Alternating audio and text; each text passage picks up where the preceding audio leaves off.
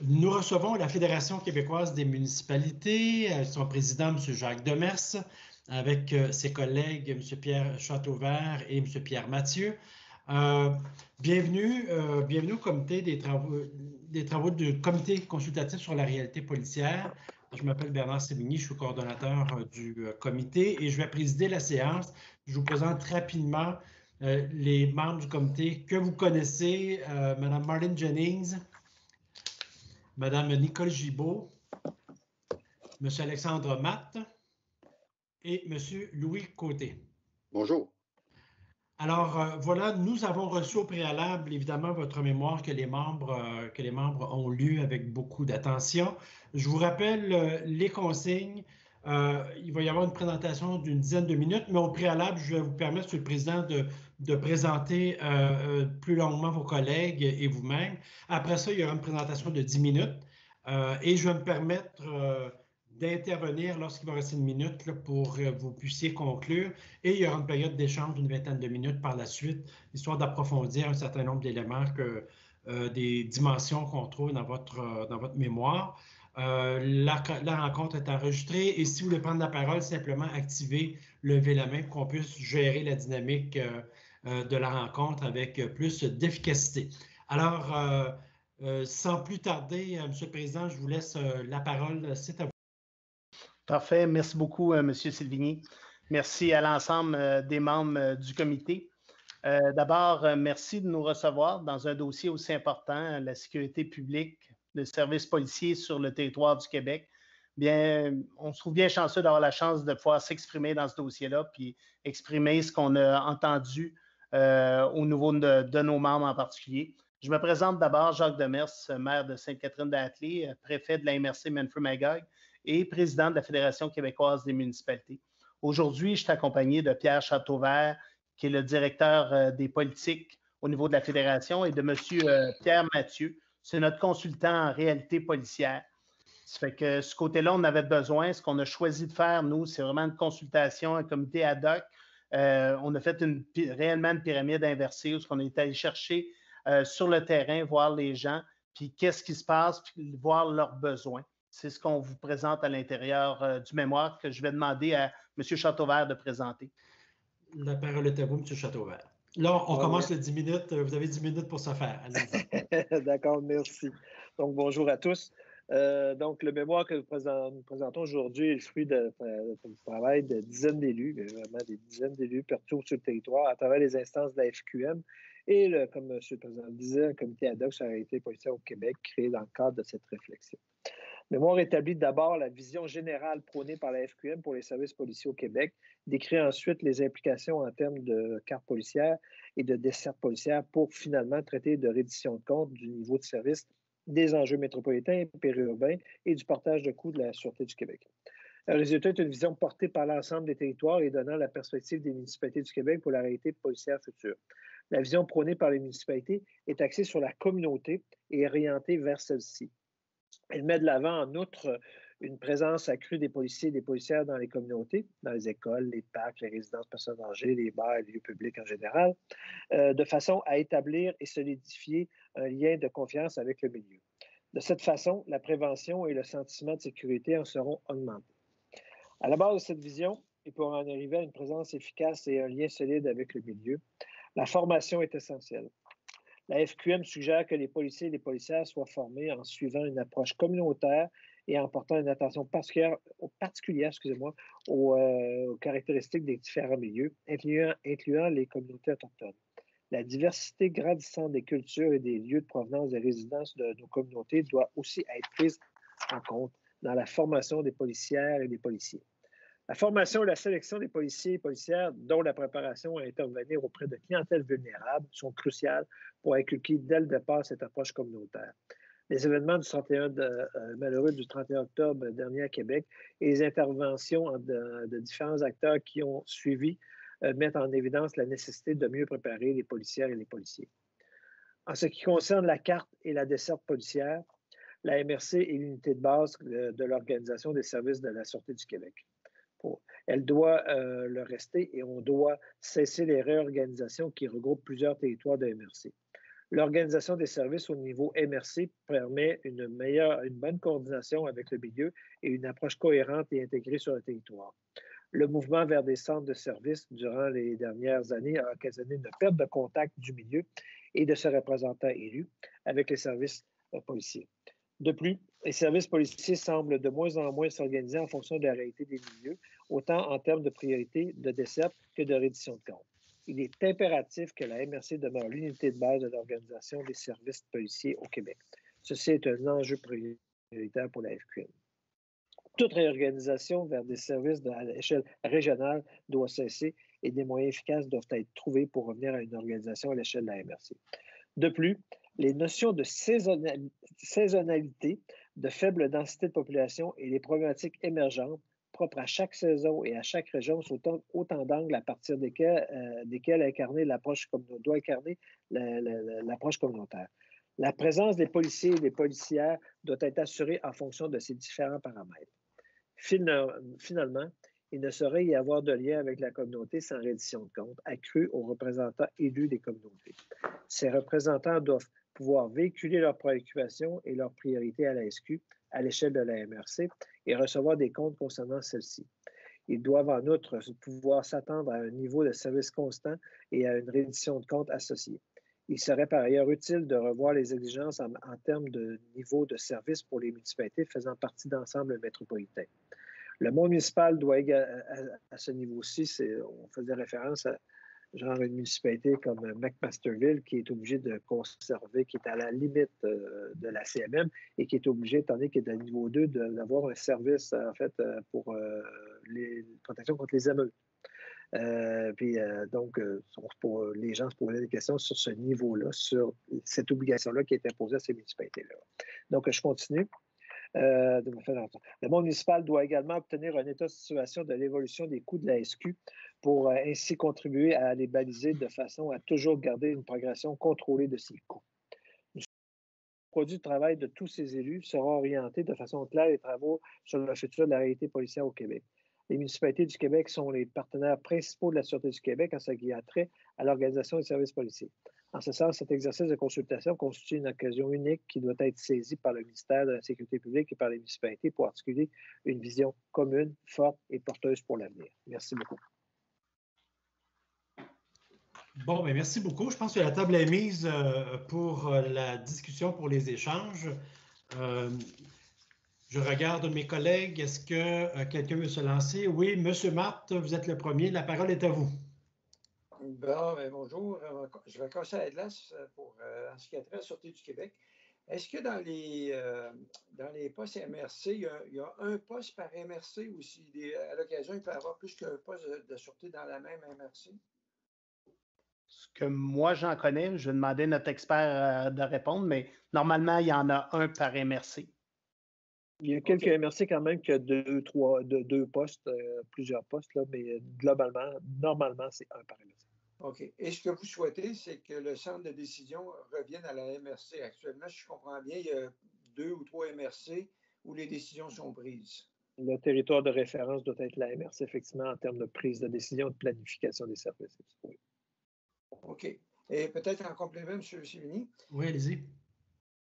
Ce qui est souhaitable, c'est que vous ayez un personnel cadre dans la MRC, si je comprends bien. Donc, à la Sûreté du Québec, c'est un niveau lieutenant, donc une personne qui n'est pas syndiquée, qui soit responsable dans chacune des MRC. C'est bien ça? C'est ça. Dans le fond, ce qu'on a besoin, c'est quelqu'un qui est réellement capable de prendre des décisions. Que là, on a l'impression que, puis souvent, quand on regarde là où les décisions se prennent, c'est sur des territoires qui ne correspondent même pas. Le décisionnel pour Manfred-Magog n'est pas nécessairement au niveau de l'Estrie. On a des habitudes, des façons de faire par territoire déjà, mais en plus, on ne respecte pas ces territoires-là. C'est redécoupé d'une autre façon, mais les postes, eux, sont à l'intérieur des MRC. Ça fait je pense que c'est un bon noyau, puis ça donne une population suffisante aussi pour se permettre d'avoir des décisions locales. OK, merci. Ça va, M. Côté. Bonjour. Content de vous voir encore une fois en passant. Moi, je vais vous parler de la reddition de compte. Okay? Je pense que c'est majeur. Je pense que ça ne donne rien de faire des objectifs s'il n'y a pas de reddition de compte. Mais la reddition de compte, vous la voyez à la table. Je pense qu'au niveau de la MRC, vous avez des rencontres souvent dans l'année avec un préfet et tous les maires. Vous la voyez là ou au niveau de la comité de sécurité publique? Ou les deux? Pierre, Oui, monsieur Mathieu. Ben, gars, si je peux me permettre, c'est parce qu'il y a déjà une première édition de compte qui est faite au niveau de l'état-major puis qui est envoyée à toutes les maires de ce que je comprends. Et lorsque c'est le temps de travailler au niveau des MRC, les problématiques sur le terrain, comme par exemple, on veut que les policiers débarquent dans les centres pour personnes âgées, c'est cette reddition de compte-là qui doit avoir lieu effectivement au niveau des commissions de sécurité publique. Puis pour en arriver à une reddition de compte, puis on ne se met pas la tête dans le sable, c'est que si on veut que les policiers le fassent, il faut qu'il y ait des obligations de le faire. Et si dans les postes de MRC, il y a, je dis, qu'un sergent pour gérer, parce qu'on a vécu le changement là, dans la région de Thetford. Avant, il y avait un lieutenant et un sergent, et les deux étaient décisionnels. Là, on n'enlève rien au fait que le sergent qui est syndiqué n'est pas décisionnel. Mais lorsqu'il y a eu le regroupement dans les régions de 4-5 postes, c'est qu'ils ont mis un cadre dans le poste central, mais les sergents ont perdu leur cellulaire, ont perdu leur véhicule. Puis là, je ne plaide pas au niveau syndical. Là. Je fais juste dire qu'il a perdu toutes ses responsabilités de prendre des décisions sur le territoire. Et ça a changé la dynamique complètement. Ceci étant une petite précision, il n'y a pas de problématique entre le Conseil de la MRC et le Comité de sécurité publique. Ça va très bien. Il y a une bonne communication. Les membres, là, il n'y a pas de problème à ce niveau-là. Une sous-question par rapport à ça. Le Comité de sécurité publique, si je comprends bien maintenant, il est formé de 2 membres de la Sûreté du Québec et des élus. 4 élus, c'est ça? Ça dépend le nombre d'élus d'une MRC à l'autre. Ce n'est pas nécessairement le même nombre. Je dirais, nous, dans Manfred-Magog, je pense qu'ils sont 7 ou 8 élus qui siègent là. C'est des gens que c'est quand même une place pour aller chercher l'information. C'est beaucoup l'endroit aussi pour le service policier de prendre le pouls. Ou qu'est-ce qui se passe sur le territoire? Quand tu as au moins une personne de chacun de tes territoires qui est là, des fois, tu peux voir venir le coup, tu peux voir venir les événements, tu sais un peu ce qui se passe. Puis, il y a un bel échange entre les connaissances des policiers et ceux des comités qui sont souvent des maires, des citoyens impliqués, du moins. Ouais. C'est beau. C'est beau. Madame Gibault. Oui, bonjour. Dans le cadre de votre réflexion, la police de proximité de terrain, comme vous l'appelez, pour les écoles, les personnes âgées, dans les foyers, etc., ça se fait évidemment plus par vos policiers de MRC municipaux que par la Sûreté du Québec, j'imagine? Non. Les places qu'il y a du municipal, mais il n'y a pas beaucoup de places quand même qui sont municipales. On a beaucoup de territoires, c'est sûrement la Sûreté du Québec.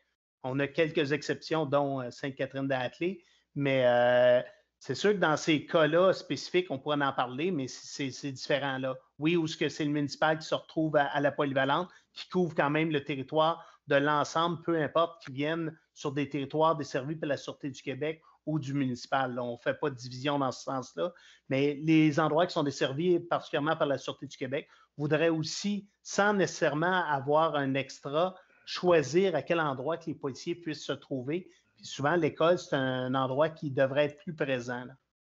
OK, je comprends. Merci. Ça va.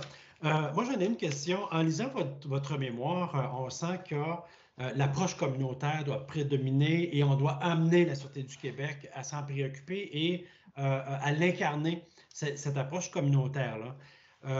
Maintenant, c'est dans le comment, dans les moyens. Dans la recommandation 15, vous parlez d'un pouvoir sur la prestation de services. Selon vous, qu'est-ce qu'on devrait ajuster dans le cadre législatif? Est-ce que ça va par l'imposition, par exemple, dans toutes les ententes MRC? Est-ce qu'il y a une obligation de faire de la police communautaire, comme vous le dites? Est-ce qu'il faut l'imposer à défaut d'être le fruit d'une discussion?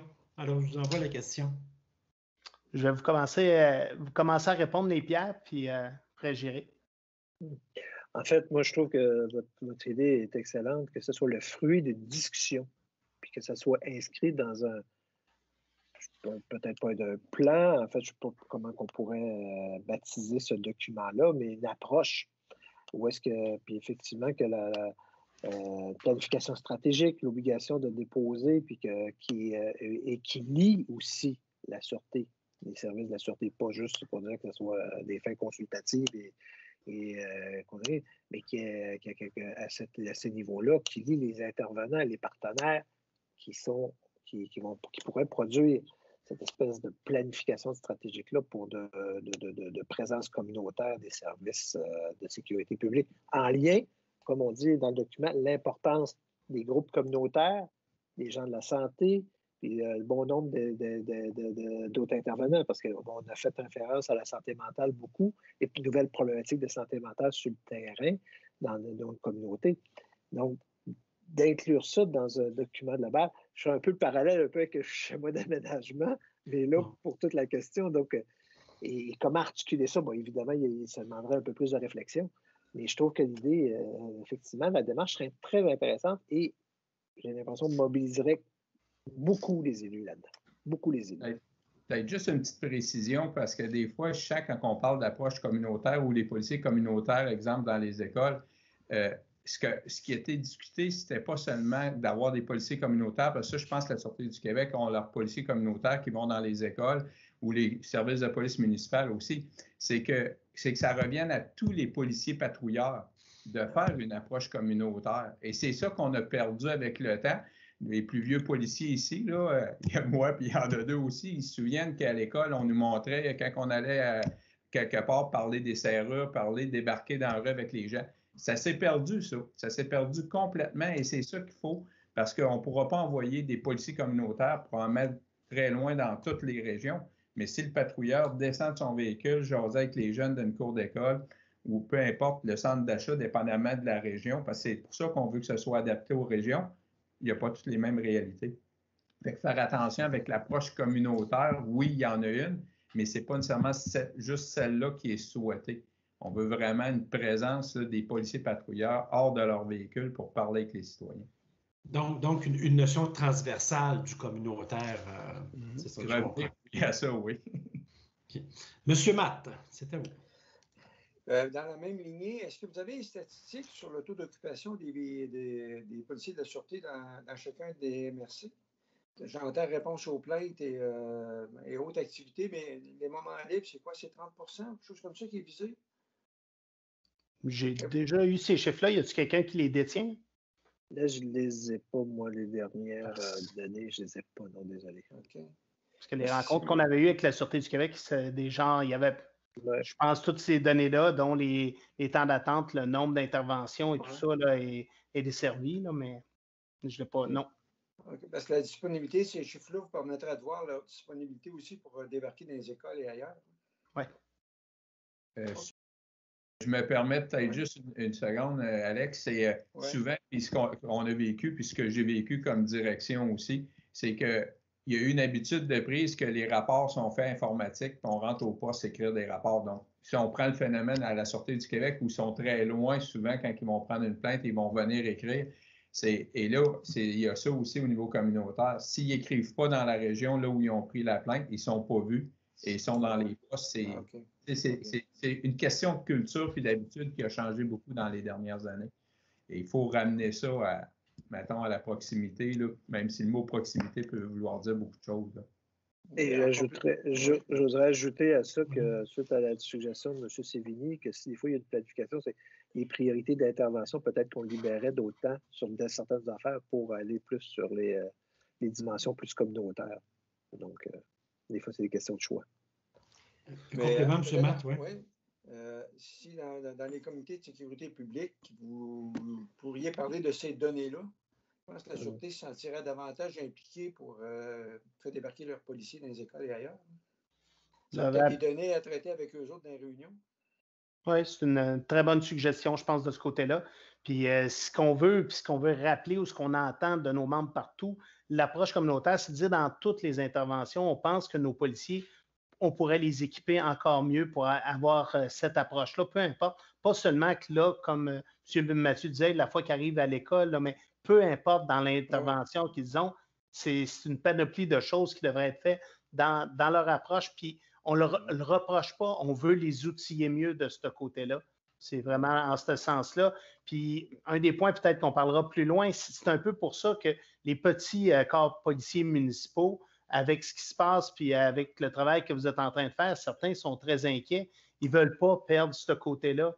Ils disent pourquoi, j'espère qu'il n'y a pas de risque pour notre régie ou nos petits corps policiers. Ils disent on fait l'ouvrage, on est présent, ils ont une approche un peu différente, veut pas, parce que le conseil d'administration est tellement près d'eux que automatiquement, je pense que ça déteint sur eux aussi. Là.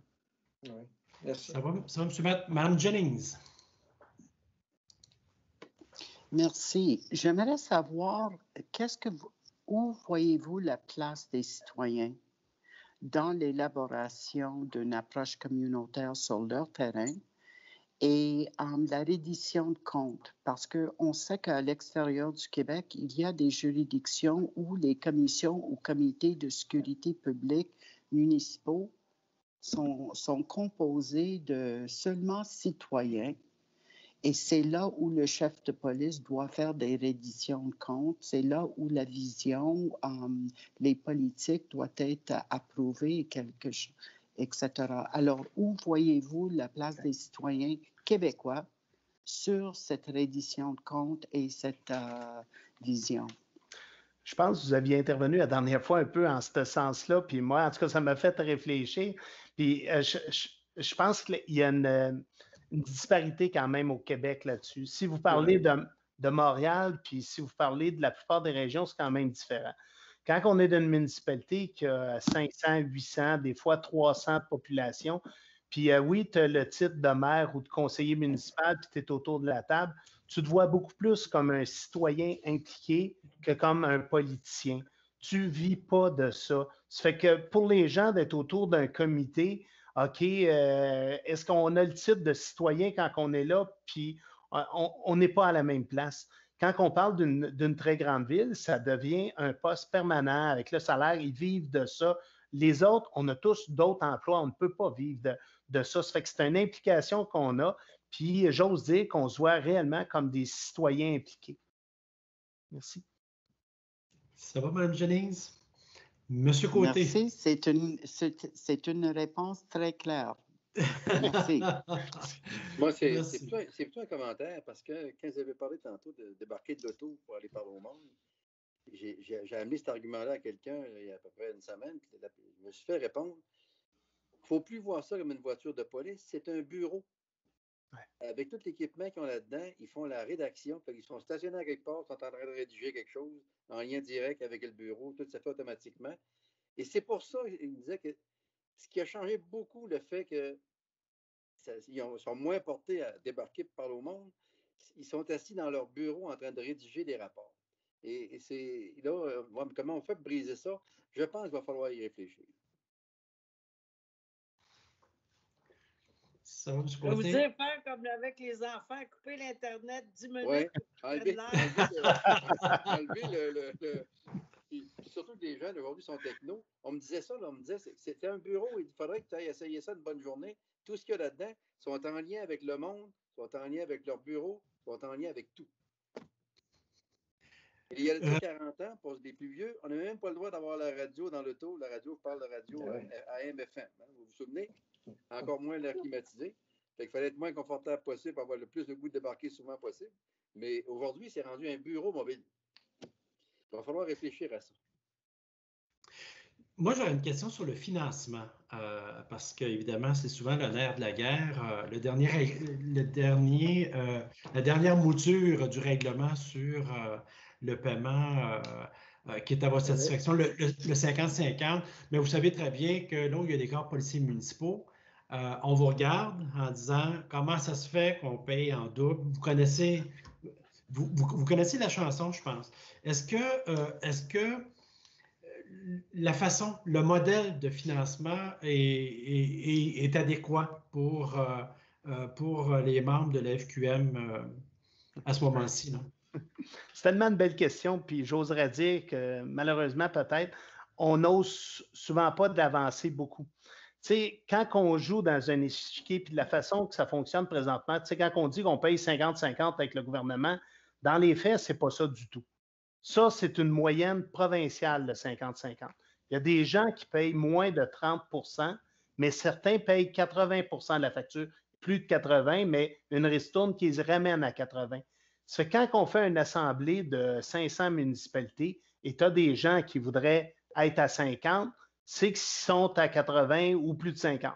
Mais tous ceux qui sont en bas, c'est que le gouvernement s'est servi des municipalités comme un principe d'impôt en disant que certaines municipalités étaient plus riches que d'autres. J'ai toujours ce débat-là. Ça n'a pas de bon sens parce qu'une municipalité n'est pas riche. Un individu devrait l'être. À la base, ça devrait être basé sur la richesse des individus. Je vis dans une municipalité dite riche, Manfred-Magog. Le salaire moyen n'est pas plus haut que le moyen au Québec. Pourtant, il y en a certains qui ont des très hauts. Mais ce qu'on fait, c'est qu'on passe nos vies à se payer une maison plutôt que d'être capable de s'acheter des actions, de faire d'autres investissements. C'est là que ça en va, puis le gouvernement nous juge comme ça. Puis la façon qu'on compte pour la Sûreté du Québec, bien, c'est basé en grande partie sur la richesse foncière.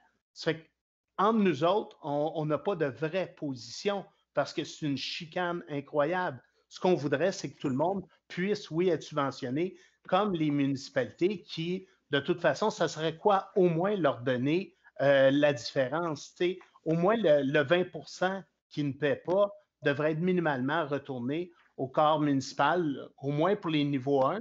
Ça serait une équité, je pense, provinciale qui pourrait s'appliquer, puis pourrait aussi s'expliquer. Parce que sinon, si on ramène la base que certains parlent de 50 ben là, vous bougez 75 probablement des municipalités. Okay. C'est clair. Monsieur Matt. Oui, je vais revenir avec votre dernière recommandation 21, l'état des dépenses de la Sûreté du Québec avec les municipalités. Bon, vous voulez aller où, jusqu'où avec ça? C'est quand même assez complexe. Hein, puis, je ne suis pas sûr que la Sûreté ont le goût de faire état de leurs dépenses. Ça, si vous permettez, c'est une demande historique. C'est parce qu'on paye effectivement, comme M. Devers vient de le dire, une partie de la Sûreté du Québec, mais on n'a aucun contrôle sur l'évolution des coûts de la Sûreté du Québec. Et on a vu dans le cadre, la dernière, peut-être pas la dernière négociation, l'autre avant, des augmentations considérables qui ont eu une pression importante sur la hausse de la facture.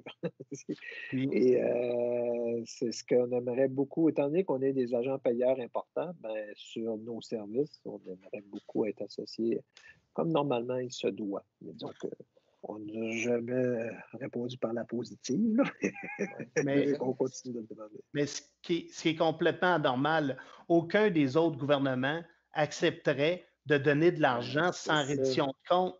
Nous, on donne jusqu'à 80 du coût des policiers sans avoir cet élément-là, puis surtout sans avoir de vrais éléments de prévisibilité. Là. Tu sais, dans le fond, là, on est là, on paie, puis on n'a pas à décider. Ça ne marche pas. Le gouvernement, quand il nous envoie de l'argent, nous dit « OK, c'est une subvention pour aller à tel endroit, puis tu me rapportes le coupon de caisse. Là. Dans le fond, où tu l'as dépensé, on va être sûr que c'est là. » Tandis que nous autres, on paie sans avoir le même suivi, en moyenne à 50 mais certains jusqu'à 80 %. OK, merci. Ça va, M. Matt? Est-ce que d'autres... Moi, j'aurais peut-être une question qui est un peu, je dirais dire, soft, qui n'est pas appuyée sur des chiffres. La police de proximité ou communautaire dans les communautés de la part de la Sûreté du Québec, est-ce que vous y croyez? Est-ce que c'est quelque chose pour lequel vous dites oui, ça devrait... Est-ce que c'est possible? Parce qu'on en parle de toutes sortes de façons. On parle d'effectifs, on parle de présence. Est-ce que vous y croyez que c'est possible? C'est une très belle question, puis surtout posée comme ça. Entre le rêve ou ce qu'on souhaite, est-ce qu'on peut réaliser réellement cette étape-là? Je ne peux pas vraiment y répondre. On a vécu les dernières années, je pense qu'on signait des contrats avec la Sûreté du Québec. Je dirais que ça fait longtemps que le dernier a été signé, là, mais normalement, il y avait des présences, il y avait des nombres de personnes présentes sur le terrain, tout ça. Ils ont rarement été respectés dans les dernières années. Le manque d'effectifs, il n'est pas capable de remplacer ces gens-là. Comment, de façon honnête, qu'on pourrait dire qu'on signe un contrat, puis que ce contrat-là va être respecté, puis que les éléments qu'on apporte là peuvent en plus être bonifiés? Pour moi, ça reste encore une question. Si vous permettez, je vous raconterai ce qui s'est passé lors de la dernière TQM sans nécessairement dévoiler. On parlait, le ministre Carman est débarqué avec Mme Guilbeault et en tant que Québec municipalité, et on parlait de santé mentale, d'itinérance. Et un membre de notre conseil exécutif, comité exécutif, il dit, vous savez, nous, en région, il dit, dans nos territoires ruraux, nos itinéraux, ils sont dans des maisons seules, délabrées, dans des rangs. Puis il faut aller jusque-là. Donc, à quelque part, parce que c'est... Et bon, souvent dans les villages, on connaît ceux qui sont en problème et ça, puis on sait. Donc, on n'a pas le choix, quelque part, de s'associer avec les groupes communautaires, avec les municipalités, avec les gens de la sûreté pour intervenir là où il peut y avoir ce genre de problème-là.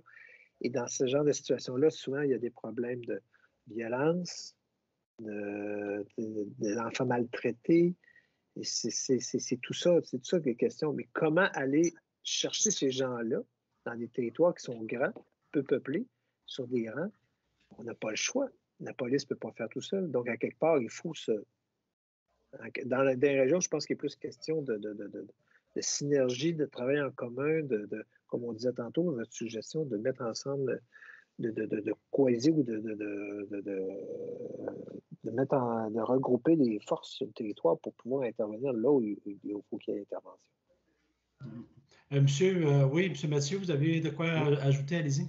Oui, parce que je ne suis pas le gars qui croit aux licornes là, en passant, mais je pense qu'effectivement, ça peut se réaliser, mais lorsqu'on faisait des recommandations concernant la formation à la base, c'est pas pour rien, c'est par rapport à ce qu'on a vu et entendu. Puis je peux même vous donner un exemple pour un officier supérieur là, dans les rangs un directeur de police assis dans un véhicule avec un membre de la Sûreté du Québec. Puis il demande, le directeur demande à l'agent, qu'est-ce qu'on fait? Ben, il dit, on attend les appels. Ouais, mais là, on ne patrouille pas. Non, il dit, on attend les appels. Il était avec son directeur. J'ai vécu la même affaire à Thetford. Les nouvelles générations sortent de l'école de police en se disant, on attend les appels, puis vous avez raison. Ils ont un bureau dans le char, mais ils ont aussi le cellulaire, hein, qui ne fait pas partie du bureau. Et ils sont bien dans les véhicules. Ils sont super bien, puis c'est moins de trouble de rester dans les véhicules. Il faut que la culture parte de l'école. L'école, depuis des années, a eu beaucoup de choses à mettre en place, l'École nationale de police. C'est-à-dire que tout ce qui touche l'emploi de la force, qui crée des problématiques, on crée des formations à la pièce et on oublie de tout mettre en commun pour arriver à une solution, je dirais, communautaire, que quand les policiers interviennent, même avec leur arme à feu, dans une situation où techniquement, ils pourraient l'utiliser, est-ce qu'il y a d'autres options? Il y a des fois qu'il n'y en aura pas d'autres, mais on en parlait dernièrement, et plus ça va, plus il y a des coups de feu qui sont tirés par les policiers. Oui, il y a plus de problèmes de santé mentale, mais est-ce qu'on éduque comme il faut la jeune génération à faire face à cette problématique-là, même en emploi de la force? Et ça va être important tantôt. La question reste ouverte, mais merci beaucoup, messieurs. Merci, M. le Président, d'avoir dans votre mémoire et de la qualité de la discussion